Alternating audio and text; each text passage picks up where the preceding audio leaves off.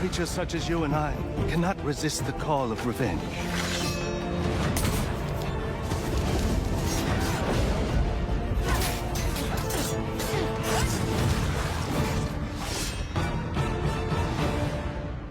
I found something new to live for. Ghost of Yotei is the latest game from developer Sucker Punch Studios. That's the team that brought us the incredibly popular and successful Ghost of Tsushima, which came out back in 2020. And now, let's be clear right from the get-go, this is not a direct sequel to Ghost of Tsushima. A lot of people, understandably, are comparing the both games, but it's not a sequel in any way, shape or form. Ghost of Yotei is set several hundred years after the events of Ghost of Tsushima. It's set on an entirely new location in Japan, pretty much in Hokkaido in the north of Japan. And it tells a completely different and new story. But this is very much the next game in the Ghost series, and it borrows and takes a lot of what made Ghost of Tsushima successful and what a lot of people liked, and just implements it again even better into Ghost of Yotei. So pretty much, if you enjoyed Ghost of Tsushima, you are really going to enjoy Ghost of Yotei 100%. This is basically more of the same, and you know what? That's okay. That's fine. I've played the game and beaten the game after about 50 hours, and I've got to say, I really, really enjoyed my time with Ghost of Yotei. So much, in fact, that I'm going to go back to the game, and just like I did with Ghost of Tsushima, I'm planning to platinum Ghost of Yotei, because that is how much I really enjoy the open world, all the different activities available to you. I actually think that Ghost of Yotei improves in many ways on Ghost of Tsushima, and I enjoyed it just as much. It's not to say that I didn't enjoy Ghost of Tsushima. I absolutely loved it, but I also really enjoyed my time with Ghost of Yotei. So let's talk about the ways in which it is different to start off with.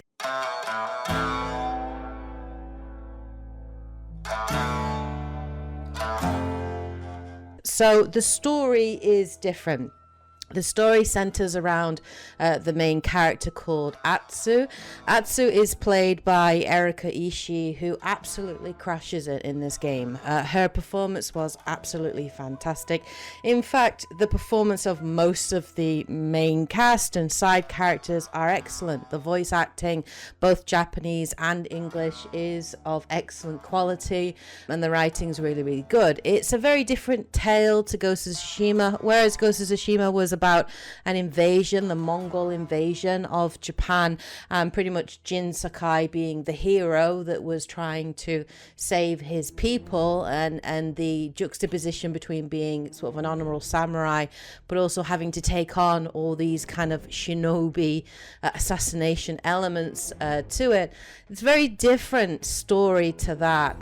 Atsu is much darker probably than Jin was, and she's gone through a lot.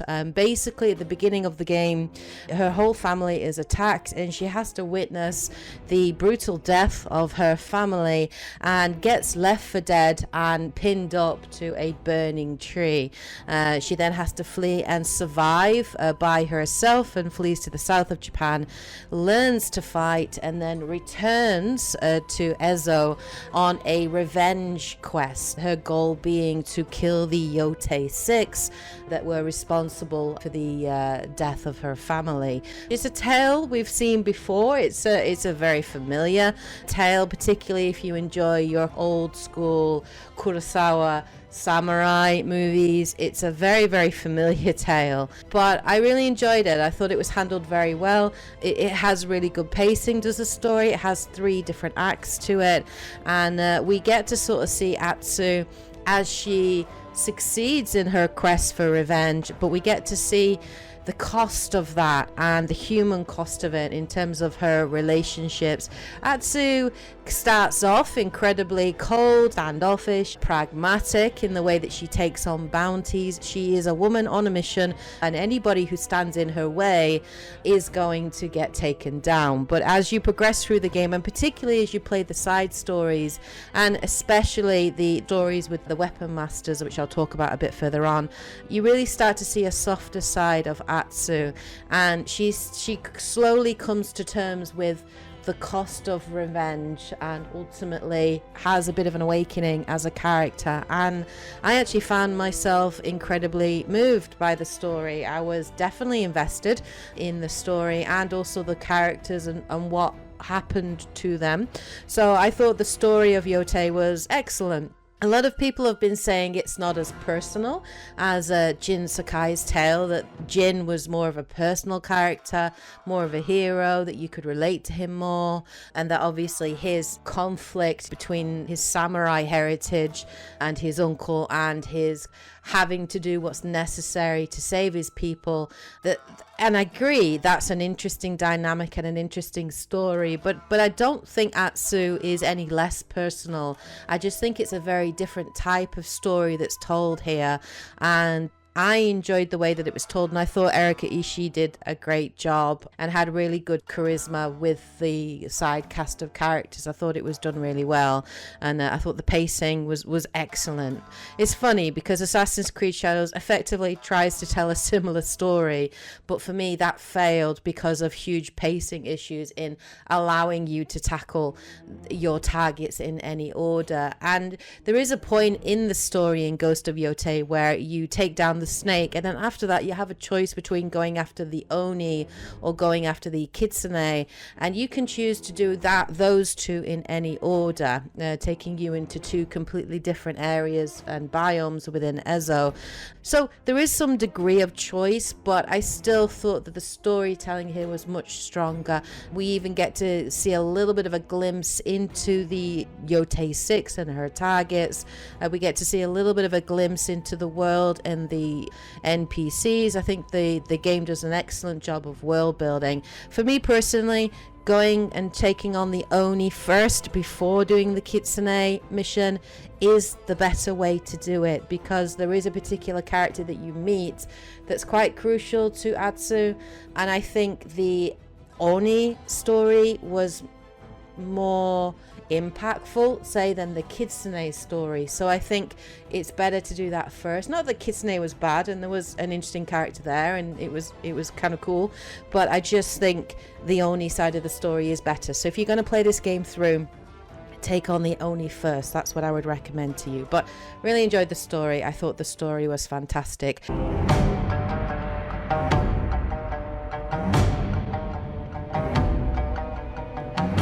A way that the game is also a little bit different is in the combat. So the combat in Ghost of Tsushima for me was not bad. It was excellent. It was very good. But it was a lot more focused in the terms of Jin Sakai was a very experienced samurai, so his combat felt very purposeful, very calm, very focused, and obviously you had your different stances which you would use against different weapons. So, but you still mainly used the katana and also the bow as your primary weapons, and obviously he had other gadgets at his disposal as well. But Jin Sakai felt very different to Atsu.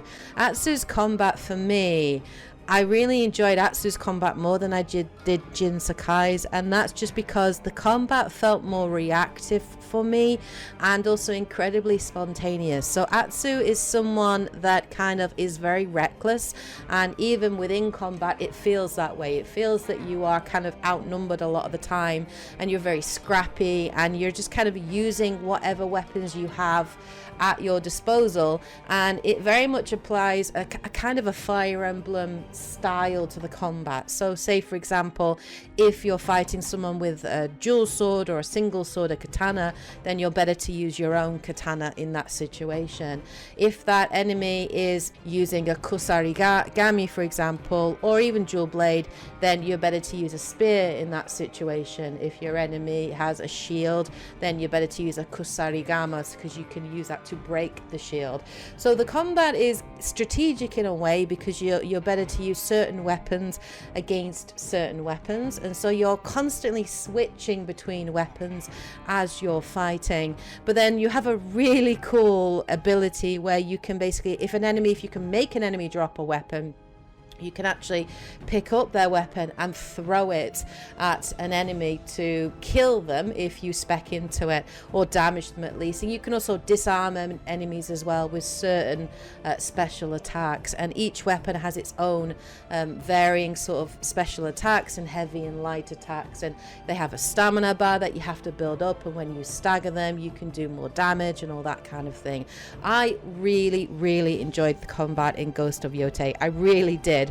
This game really does give you such a power fantasy. There are moments in the combat where it'll feel like you just get through that combat by the skin of your teeth, and then there are other moments that you are just stringing together different attacks and different combinations, and seriously, you just feel like a badass. You feel like a ghost. Yeah, you feel like the Onryo, which is what Atsu is termed, the demon. And yeah, the combat does a great job. It feels incredibly satisfying. It feels varied and robust, and I really enjoyed it. So story and combat probably are the two main ways that the game was very different.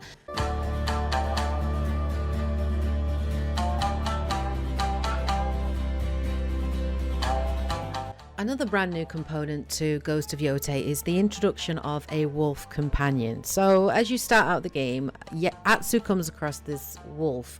It's a wild animal, it's very hostile to Atsu, but then as you progress through the game, you will come across these wolf dens in the open world, and as you discover each wolf den, you will help this wolf to save its pack, basically, and take out Yotei's 6 mercenaries. Your relationship with this wolf gradually grows as you unlock abilities and your bond with it grows, and then as you play through the game, this wolf becomes incredibly useful in both combat and stealth takedowns. There's a lot of stealth options, a lot more stealth options I think in Ghost of Yotei. We're using kunai, using your bow, using your kusarigama to pull things towards you, but you can also do stealth kills with the wolf, and if you do a standoff as well, the wolf will sometimes join you. And even in occasions, there are times when the wolf actually will save you. So if you get downed in the middle of a fight, the wolf will jump in, will grab hold of the enemy's hand, and will pull them away from you. And yeah, it's just really fun. It's really cool having a wolf companion, and I find myself getting really attached to the wolf. I think I called him Kiba, because you can give them a name. And yeah, I just thought it was a really nice new addition to Ghost of Yotei. Kind of makes it stand out from Ghost of Tsushima. But yeah, it was really nice addition, and I really enjoyed it. I thought it was a great part of the game, and yeah, that wolf is awesome.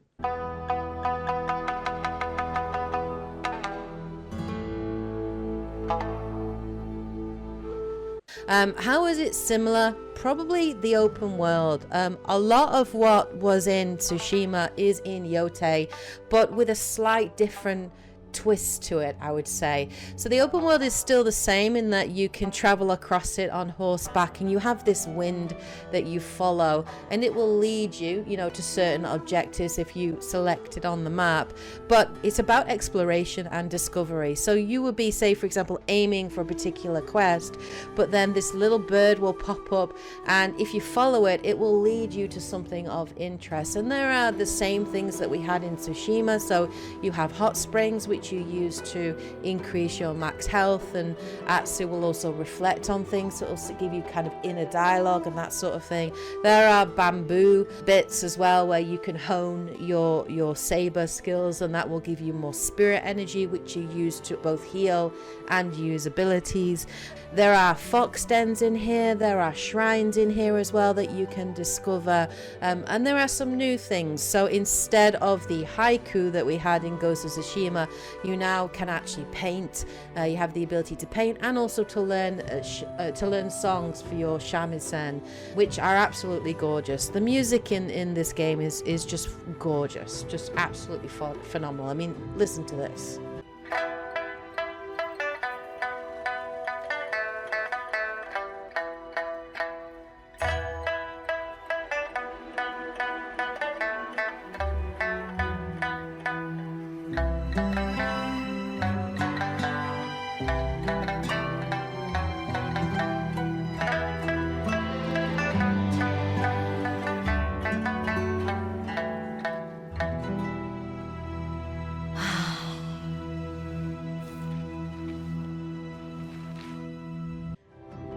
So in many ways it's very similar, you know, and I think it's great because it does mean that you could just be playing it for hours and really just exploring the world, and everything that you find feels purposeful. Everything has a reward for it, so it feels that everything you're doing in the game has a purpose. The bits of the open world that I enjoyed the most, though, probably was the side missions. So there are NPCs and characters that you will meet along the way. You have obviously an armorer, a bounty giver. There's many different characters that you'll meet, and they each have their own through stories as well. There are bounties that you can take on as well, for money. I was surprised by these bounties because I just thought it'd be go ahead, kill that person, but actually they all have a little bit of a backstory, and there's even a couple of bounties characters that will go throughout the story. One particular character repeatedly returns, and I really enjoyed those sections to sort of see how they kind of progressed throughout the story. But the bits I enjoyed the most probably were the weapon masters that you meet, and those were great. They each had their own motivation, their own backstory. They were fabulous, and it was really interesting to see Atsu actually interact with them, and this like master student kind of dynamic between them, and the respect that Atsu clearly had for them. But it was great, and they'll task you to do certain things in an area to be able to unlock, say for example, a final attack or a final ability. So I really enjoyed each of these masters, and each of these masters, you know, you got a new weapon as you went into a new area, but it also these side quests, these missions that you would follow for these weapon masters, they introduced you to the area as well, and cast of characters and what problems the people of these areas were dealing with the Yotei 6 and that kind of thing. So I thought it was fantastic, you know, the way in which everything that you did, everything tied into the main quest, and I really enjoyed that. It meant that everything felt purposeful, felt that it had weight and value to it, and I think that's rare to see in side content, especially in large open world games. So Sucker Punch did an absolutely fantastic job there. Ghost of Yotei is just as gorgeous as Ghost of Tsushima. Ridiculously gorgeous this game is. There are some beautiful biomes that you explore and you discover. My favorites are always the snow-capped areas, but there's some absolutely gorgeous vistas that you find as you climb. The climbing is back. It's not really refined in any way. It's pretty much the same as it was in Ghost of Tsushima. Your grapple is quite useful to get from point to point, but nothing too majorly different.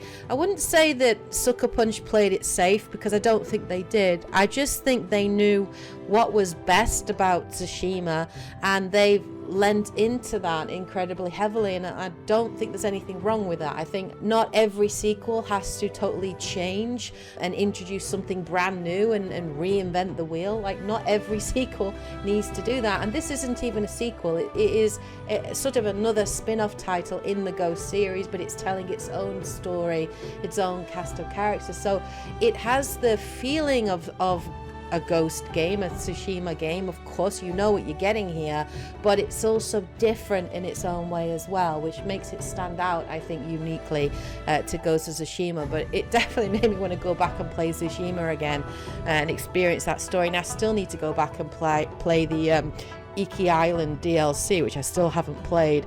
But I absolutely loved Ghost of Yotei. If you enjoyed Ghost of Tsushima, you're gonna love Ghost of Yotei. I really cannot recommend it enough. I think it's a fantastic game. If you like your open world games, if you like your action adventure games, I think you're gonna really love it. You'll get lost in this world, but I'm definitely planning to replay it in Japanese probably. And I'm really looking forward to the multiplayer, the Legends multiplayer that we're getting in 2026. I'm very much looking forward to that. I really enjoyed Ghost of Tsushima's multiplayer when that came out. It was a fantastic multiplayer, and the fact that it came free with the game was even more of a shock to me, just because of the quality of it. So the fact that we're also getting a multiplayer, co-op multiplayer for Ghost of Yotei has me extremely excited. And apparently if you own the game, you're going to get access to this for free. I think it's going to have similar thing that it had to the first multiplayer, so 2-player co-op missions, and then I think 4-player quest missions, which are taking on these sort of mythical demons kind of things. But yeah, I really enjoyed Ghost of Yotei. I thought it was absolutely fantastic. Anyway, enough to say, Ghost of Yotei is a fabulous game. Definitely recommend it to you all.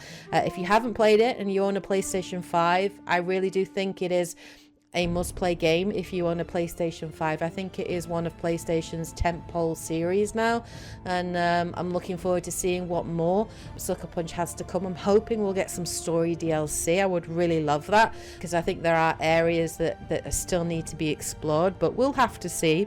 But yeah, let me know what you guys think in the comment section below. Have you played Ghost of Yotei? What are your thoughts on it? If you have any questions about the game that I didn't mention in this review, please do ask those in the comment section below, and I'll do my best to answer them. Anyway, I hope you guys enjoyed this video. Hope you found the review at least useful. If you did, please like, comment, subscribe as always. It really does make a huge difference. And if you'd like to support the channel further, you can become a member to support the channel in that way as well. But any support you can give, whether it's just watching the videos, I massively appreciate you all. Thank you so much for taking the time to watch. Hope you guys have a great week, of course. Take care, and as always, happy gaming. I should go.